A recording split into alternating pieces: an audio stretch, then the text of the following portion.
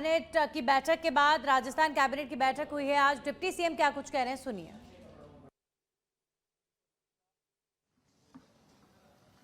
आज माननीय मुख्यमंत्री श्री भजनलाल शर्मा जी की अध्यक्षता में मंत्रिमंडल की बैठक आयोजित की गई, जिसमें नियोजित नगरीय विकास को प्रोत्साहन देना,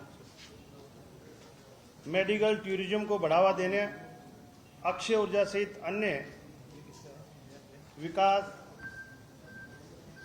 ऊर्जा क्षेत्र में कर्मचारी कल्याण एवं विभिन्न संवर्गों के कर्मचारियों के लिए पदोन्नति के अतिरिक्त अवसर उपलब्ध करवाने से जुड़े महत्वपूर्ण फैसले आज लिए गए हैं।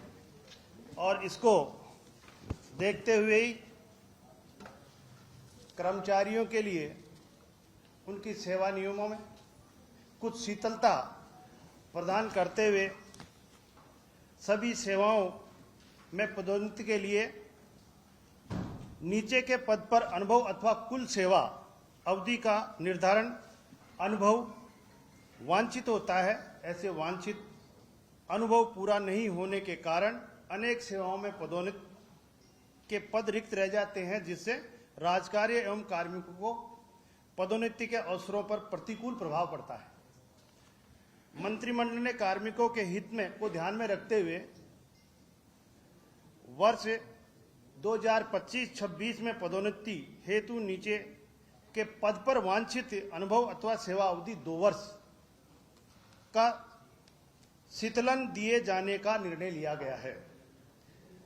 यह शीतलन ऐसे कार्मिकों को दिया जा सकेगा जिन्होंने 2023-24 तथा 2024-25 के दौरान वांछित अनुभव या सेवा अवधि में कोई शीतलन नहीं लिया है। परीक्षाधीन कार्मिक परीक्षा काल के दौरान पदोन्नति के लिए पात्र नहीं होंगे।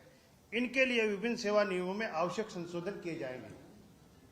शासन सचिवालय सेवा मंत्रालय कर्मचारी संवर्ग के कार्मिकों को पदोन्नति में समुचित अवसर उपलब्ध कराने के उद्देश्य से राजस्थान सेवा नियम 1954 में संशोधन आज मंत्रिमंडल की बैठक में अनुमोदन किया गया है। इस संशोधन के अनुसार वरिष्ठ उप शासन सचिव एवं उप शासन सचिव पदों के लिए निर्धारित अनुपात 13:10 के स्थान पर 16:10 संशोधन किया जाएगा। राज्य सरकार द्वारा कृषि विभाग में कृषि विस्तार सेवाओं को सुदृढ़ीकरण एवं कृषि विस्तार सेवाओं के पदोन्नति के और अधिक अवसर देने हेतु वरिष्ठ कृषि पर्यवेक्षक का पद सृजित किया गया है। इसे अब सेवा नियमों में शामिल नहीं किया जा सकता था।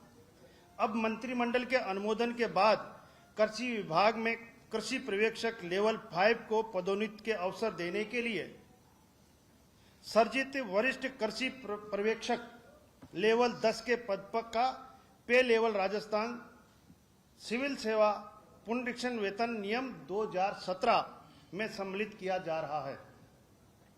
पशुपालन विभाग में पशुपालन अधीन नस्ल सेवा में पशुधन सहायक के परिवर्तन पदनाम पशुधन निरीक्षक लेवल 8 और पशु चिकित्सा सहायक लेवल 10 में परिवर्तन पदनाम पशुधन प्रसार अधिकारी एवं सूचना सहायक सूचना राजस्थान बनवा के लिए किया गया है। अब अनुकंपा में भी हमने शिथिलता दी गई है। इसमें पुलिस आयुक्त जोधपुर के अधीन महत्वपूर्ण हेड कांस्टेबल श्री भगाराम दिनांक 17/10/2021 को सड़क दुर्घटना में वो कोमा में चले गए, किंतु उनका स्थायी पूर्ण दिव्यांगता प्रमाण पत्र 19/1/2024 को जारी किया जा सका था। तब तक उसकी सेवानिवृत्ति में 5 वर्ष से कम का समय शेष रहा था। श्री भगाराम के आश्रित पुत्र श्री ओम प्रकाश को अनुकंपात्मक नियुक्ति दिए जाने के लिए राजस्थान स्थायी पूर्ण दिव्यांग सरकारी कर्मचारी के आश्रित की अनुकंपात्मक नियुक्ति नियम 2023 में वांछित शेष 5 वर्ष की सेवा अवधि में शीतलता प्रदान करने का निर्णय आज मंत्रिमंडल की बैठक में लिया गया है। यह शीतलता अपवादित प्रकरण मानते हुए दी जा रही है। कुछ हमारी सेवा नियमों में और संशोधन किए गए हैं।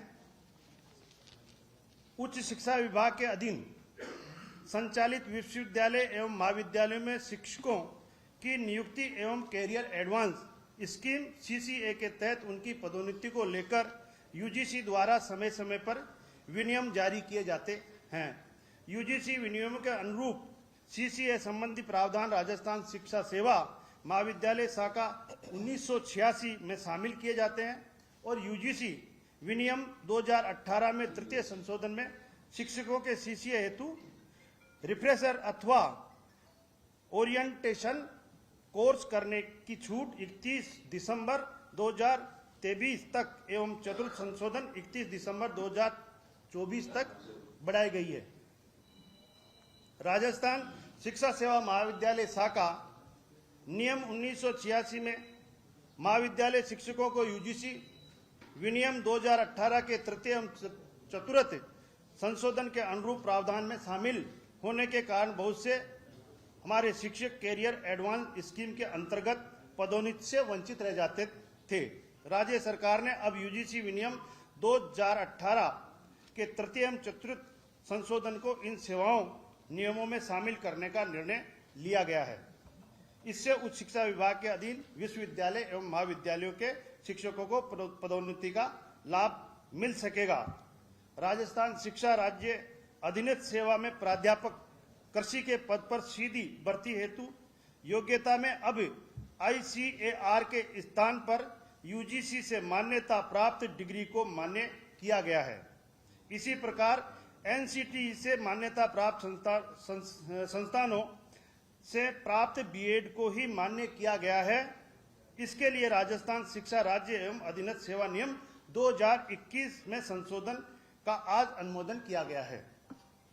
जल संसाधन विभाग में राजस्थान अभियांत्रिक शिक्षा अधीनस्थ सेवा सिंचाई शाखा नियम 1967 में पटवारी पद की शैक्षणिक योग्यता भर्ती हेतु स्कीम व परीक्षा पाठ्यक्रमों को राजस्व नियम के पटवारी के समान ही की जाएगी। कुछ हमने महाविद्यालय और को नामकरण किया गया है। जो कई भामाशाह है हमारे जिन्होंने सहयोग किया है, कोई हमारे महापुरुष है, कोई शहीद है, उनके नाम परिवर्तन नामांकन भी हम किए गए हैं इस कैबिनेट की मीटिंग में। राजकीय स्नातकोत्तर महाविद्यालय ओसिया जिला जोधपुर का नामांकन 1971 के भारत पाक युद्ध में शहीद और मरणोपरांत वीर चक्र से सम्मानित शहीद गोरख राम के नाम पर करने की स्वीकृति आज कैबिनेट ने दे दी गई है। ये महाविद्यालय अब शहीद गोरख राम वीर चक्र राजकीय स्नातकोत्तर महाविद्यालय ओसिया के नाम से जाना जाएगा। राजकीय कन्या महाविद्यालय बुड्ढा जोड़ रायसिंह नगर का नामकरण राजकीय श्री गुरु जम्बेश्वर कन्या महाविद्यालय बुड्ढा जोड़ रायसिंह नगर करने की स्वीकृति आज कैबिनेट के द्वारा दी गई है। इसी प्रकार सीकर जिले में राजकीय महाविद्यालय फतेहपुर का नामांकन मोदी सन राजकीय महाविद्यालय फतेहपुर किया गया है। मोदी सन चैरिटेबल ट्रस्ट बंबई द्वारा इस महाविद्यालय के लिए भूमि उपलब्ध करवाने के साथ साथ भवन निर्माण का कार्य भी राज्य सरकार को सुपुर्द किया गया है। दानदाता के सम्मान व अन्य दानदाताओं को प्रोत्साहन करने के उद्देश्य से इस महाविद्यालय का नामांकन मोदी सन राजकीय महाविद्यालय फतेहपुर करने की कैबिनेट की मंजूरी दी गई है। मैं सम्मान्य जोगाराम जी से निवेदन करूंगा।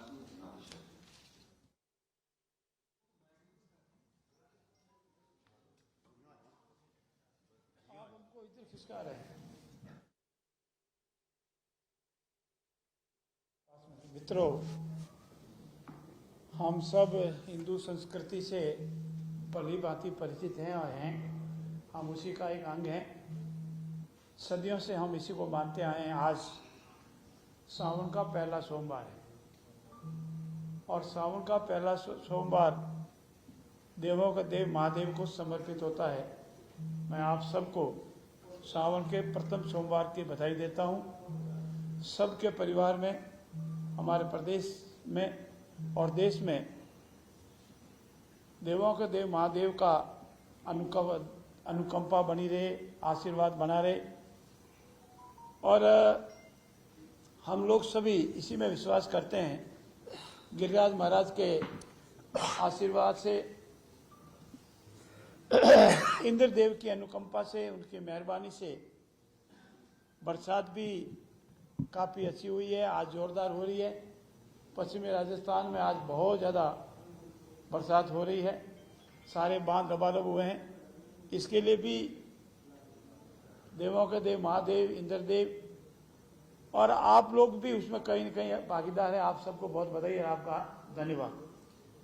सबसे पहला जो आज का मैं छोटा सा आपके सामने निवेदन करना चाहता हूं, जो आप सबके लिए काफ़ी गंभीरता से आप लेते हैं, प्रश्न भी अनेक पूछते हैं।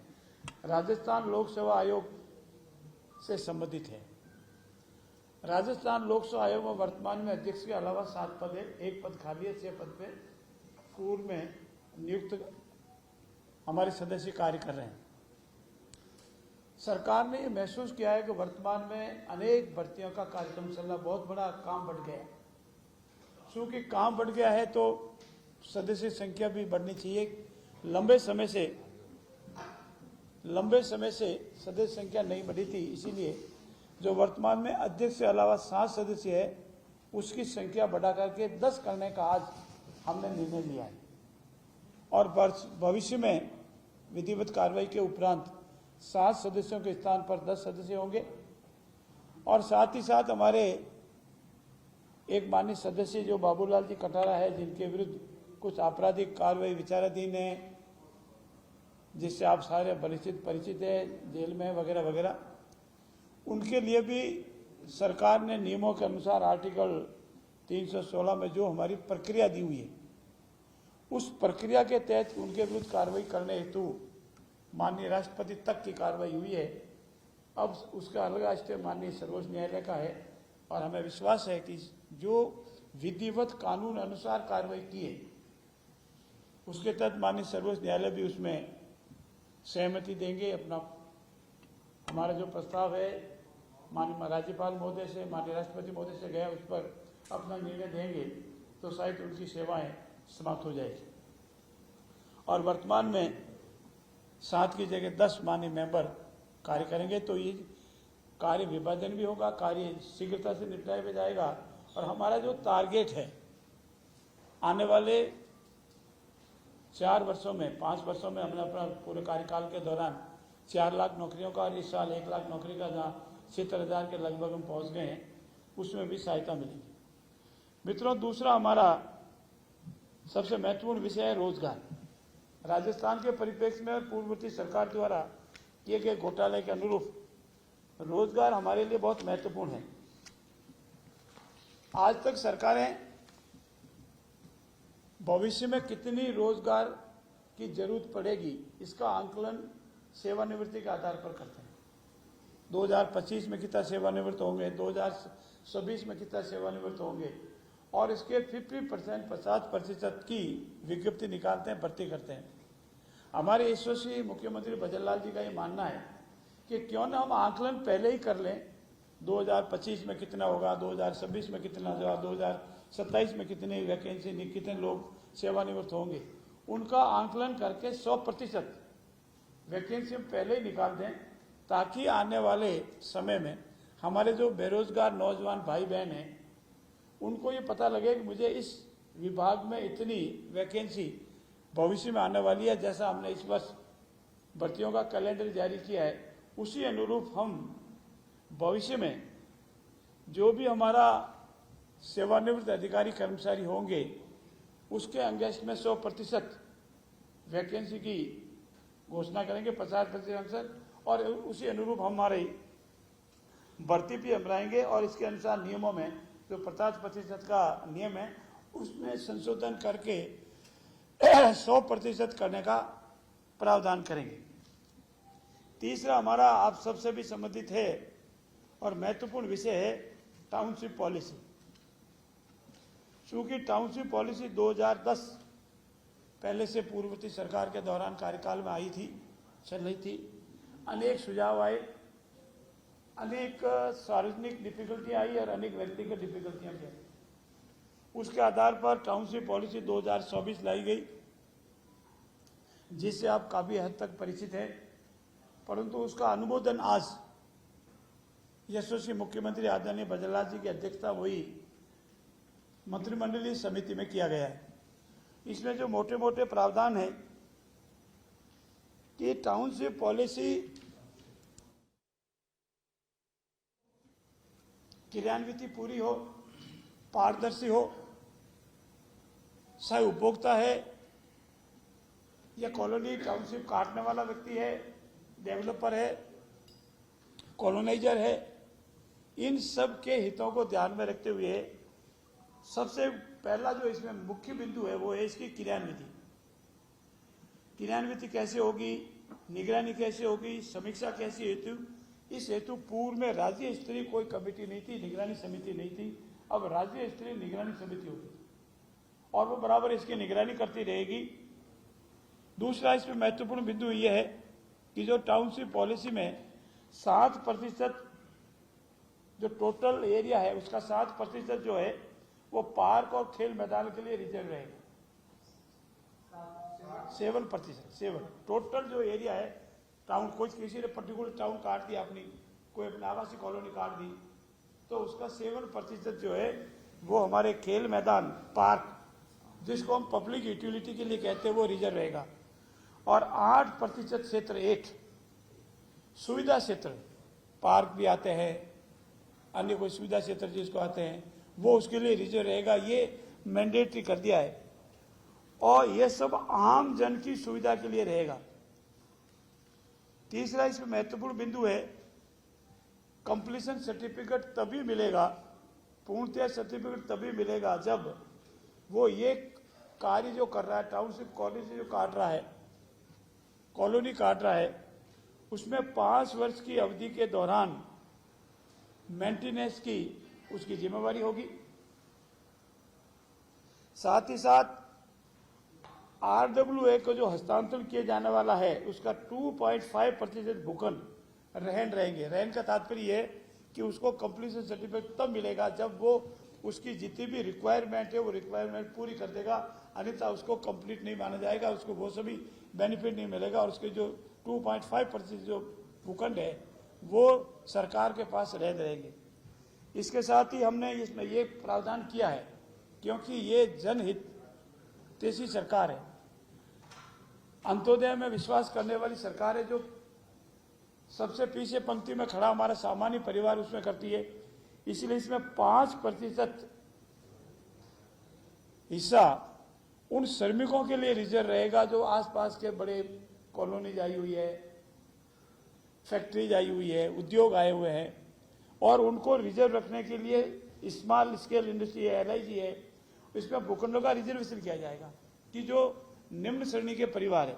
ये मोटे मोटे इसीलिए रखे गए हैं कि टाउनशिप पॉलिसी मध्यम वर्ग के लोगों के लिए भी हो, खाली बड़े बड़े उद्योगपतियों के लिए, बड़े बड़े होल्डर लगाने वालों के लिए नहीं, ये मध्यम वर्ग के लिए, सामान्य परिवार के लिए भी हो, उनके हितों की सुरक्षा के लिए हो। साथ ही साथ इसमें यह भी प्रावधान रखे गए हैं कि जो हमारा बफर जोन रहेगा आसपास में, नदी, नाले, तालाब, कुआं, बावड़ी, इनके लिए भी न्यूनतम आरक्षित क्षेत्र रहेगा। मान लो एक मैं कोई कॉलोनी काट रहा हूँ और बहुत पुरानी कोई बावड़ी आई हुई है, कोई तालाब आया पौराणिक है, तो उसको हम रिजर्व रखेंगे, उसको नहीं कहेंगे क्योंकि वो उसके लिए नहीं होगा, वो रिजर्व रहेगा।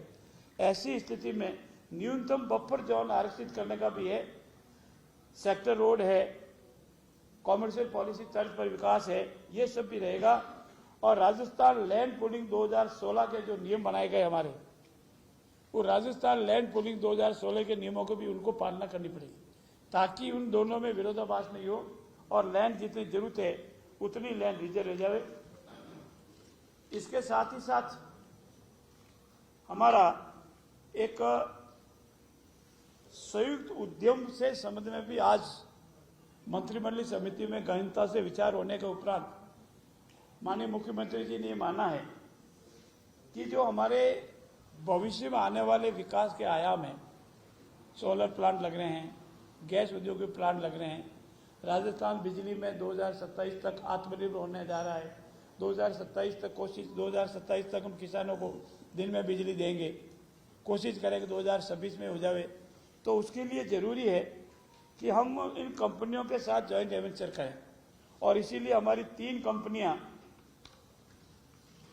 इंद्रप्रस्थ गैस लिमिटेड, अक्षय ऊर्जा परियोजना, गेल इंडिया लिमिटेड, इनके साथ एक निश्चित हिस्सा राशि तक का, जैसे इंद्रप्रस्थ के लिए 74-26% का है, 500 सोलर पार्क क्षमता के परियोजना के स्थापित किए जाएंगे, 2000 करोड़ का निवेश होगा।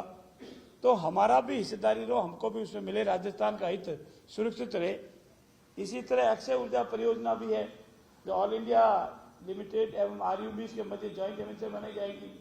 ये उपक्रम 1000 मेगावाट सौर उत्पादन करेगा, 200 मेगावाट पवन ऊर्जा से लाएगा और इसमें करीब 50% की हिस्सेदारी हमारी और उनकी रहेगी।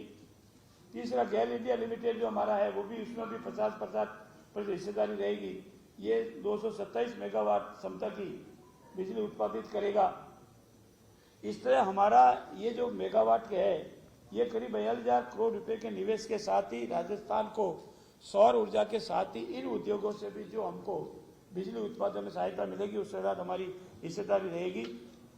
इसके अलावा विशेष रूप से आज ये भी हमने निवेदन किया है कि हमारा स्वायत्त शासन विभाग जो है उन्होंने भूमि आवंटन के कुछ निर्णय लिए हैं और इसके साथ ही ऊर्जा से संबंधित हमारा राजस्थान जो एकीकृत स्वच्छ ऊर्जा नीति है ये 2024 में हमने लाई थी, उसका भी आज अनुमोदन हुआ है। ये ऊर्जा नीति एम्प्लॉयमेंट पॉलिसी जो पहले हमने 13 पॉलिसी लाई थी और 2 पॉलिसियों का आज अनुमोदन किया गया है। इसमें राजस्थान ग्लोबल इन्वेस्टमेंट था के तहत 1000 मेगावाट या उससे अधिक अक्षय ऊर्जा या ग्रीन हाइड्रोजन परियोजनाओं के लिए एमयू किए गए थे और इनमें से अक्षय ऊर्जा निगम भूमि पंजीयन आवश्यक शुल्क जमा कराए जाने पर राजस्व विभाग को परियोजना हेतु भूमि प्रावधानों के तहत सेट अपार्ट के नियम बनाए गए, उसके आज अप्रूवल किया गया। साथ ही साथ सेट अपार्ट में 1/3 क्षेत्रफल भूमि के लिए 3 वर्ष के अंदर कम से कम 1/3 क्षेत्रफल भूमि से बाकी भूमि का 7 से 9 वर्ष के लिए अवधि रखी गई है और ये सभी इसीलिए किया गया है कि हमारा ग्रीन एनर्जी, अक्षय ऊर्जा, गैस आधारित इन सब के आधार पर हम आत्मनिर्भर बन सके और इसीलिए आज मंत्रिमंडल की बैठक में इतने महत्वपूर्ण निर्णयों पर निर्णय लिया गया है। मैं आभार व्यक्त करूंगा मंत्रिमंडल के सभी साथियों का और माननीय मुख्यमंत्री जी का कि राजस्थान के सर्वांगीण विकास में ये सरकार रात और दिन लगी हुई है और हमारा जो बेरोजगार नौजवान भाई बहन है उसका विशेष ध्यान रख के राजस्थान सक्षम और विकसित प्रदेश बने, इसके लिए हम रात दिन लगे हुए हैं। धन्यवाद। अभी और भी कई महत्वपूर्ण फैसले हुए हैं कैबिनेट में, तो मैं माननीय स्मृति गोदारा जी हैं, आपसे निवेदन करूंगा कि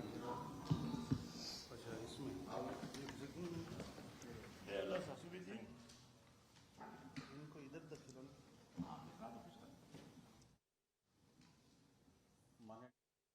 नेतृत्व में राजस्थान विकसित राजस्थान की दिशा में बढ़ रहा है, उसी दिशा में आज कैबिनेट में एक महत्वपूर्ण निर्णय लिया गया। व्हील इन राजस्थान नीति 2025 के प्रारूप का अनुमोदन किया गया, जिसमें मेडिकल वैल्यू ट्रैवल, जिसके तहत राजस्थान एक मेडिकल टूरिज्म हब के रूप में विकसित हो। हमारा राजस्थान पूरे विश्व में टूरिज्म में तो पूरे विश्व में प्रसिद्ध है ही, पर हम ये चाहते हैं माननीय मुख्यमंत्री जी का ये उद्देश्य कि मेडिकल हेल्थ में भी जो हमारे चिकित्सक यहाँ के जिन्होंने भारत में और विश्व में अपनी छाप छोड़ी है, इस तरह हमारे जो यहाँ पे सेंटर्स हैं, चाहे सरकारी चाहे प्राइवेट, वो वहाँ पर एक टूरिज्म के रूप में डेवलप हो, जहाँ पर चिकित्सा की सुविधा मिले, साथ में पर्यटन का भी हो, रोजगार सृजन भी हो और साथ में इंटरनेशनल ब्रांडिंग के रूप में राजस्थान का नाम आगे जाए।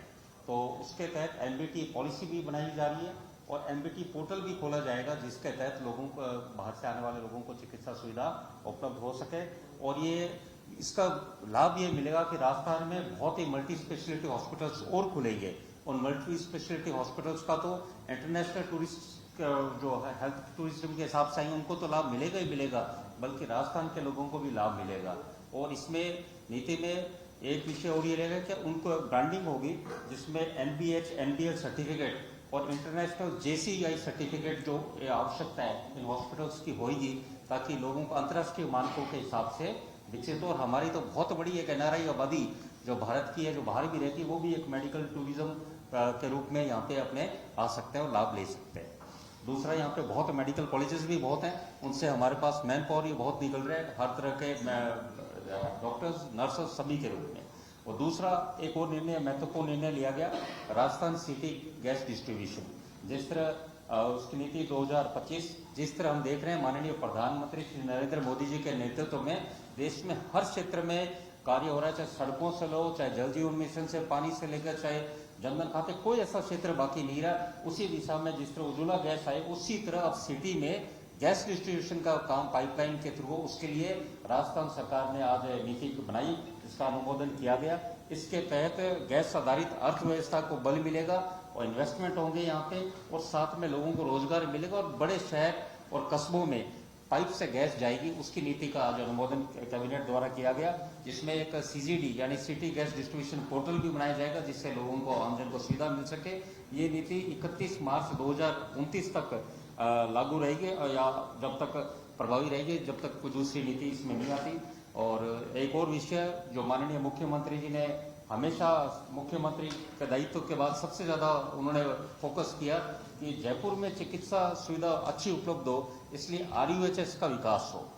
माननीय मुख्यमंत्री जी ने बजट घोषणा में भी 2024-25 में इसको रिम्स सेंटर की घोषणा करी, और आज हम देख रहे हैं कि किस तरह वहां आउटडोर बढ़ रहा है। उसी के तहत आज कैबिनेट में प्रारूप में ये लिया गया कि RUHS अधिनियम 2005 में संशोधन बजट में जो घोषणा की गई रिम्स, उसके तहत इसको एम्स की तर्ज पर, एम्स दिल्ली की तर्ज पर स्वायत्तशासी संस्था ऑटोनोमस बॉडी बनाया जाएगा, और इसको उसी तरह खड़ा करा जाएगा कि जिससे लोगों को, जो हम एक तरह से मेडिकल टूरिज्म की बात कर ही रहे थे, उसको तो लाभ मिलेगा, बल्कि राजस्थान की जनता को भी इसमें लाभ मिलेगा।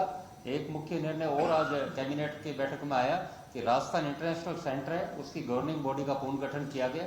अब इसमें 15 सदस्य होंगे, जिसमें मुख्य सचिव अध्यक्ष होंगे, 7 सरकारी सदस्य, 7 गैर सरकारी सदस्य, और 6 सरकारी, 6 गैर सरकारी, और 2 RIC के मेंबर और 1 RIC के डायरेक्टर। तो ये कुल राजस्थान इंटरनेशनल सेंटर का भी आज पुनर्गठन का कैबिनेट में प्रस्ताव पारित किया।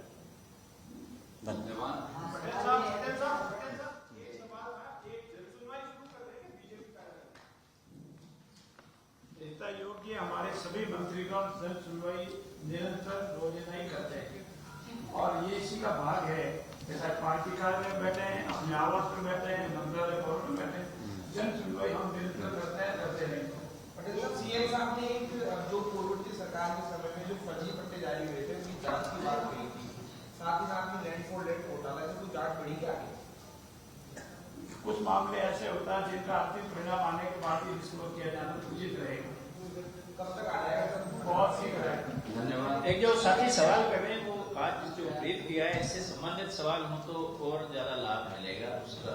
जोशी जी, गुजरात जी, सवाल मेरा अभी आपने कहा कि मेडिकल टूरिज्म बढ़ेगा राजस्थान में, लेकिन रोजना विवाद हो रहा है RDHS को लेके, नीचे से लोग पैसा नहीं दिया जा रहा है, वो इलाज करने से मना कर रहे हैं, और आपके इंटरनेशनल लोग यहाँ पे आए इलाज कर रहे हैं, राजस्थान की जनता को इलाज नहीं मिल पा रहा। सरकार राजस्थान की जनता को विश्वास है, तभी तो हॉस्पिटल जा रहे हैं।